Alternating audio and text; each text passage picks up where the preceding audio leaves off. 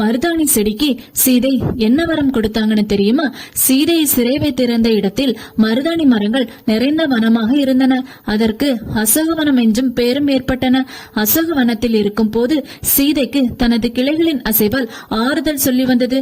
ஸ்ரீராமர் ராவணனை போர் செய்துவிட்டு சீதா தேவி பத்திரமாக மீட்டார்.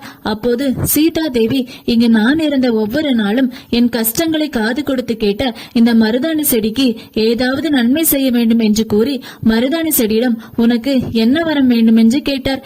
எங்களுக்கு எதுவும் வேண்டாம் என்று இன்று உன் முகத்தில் மகிழ்ச்சி தெரிகிறது. உன்னை போல அனைத்து பெண்களும் மகிழ்ச்சியாக இருந்தாலே எங்களுக்கு மகிழ்ச்சி தான் என்றது. அது போதும் என்றதும் மருதாணி செடி.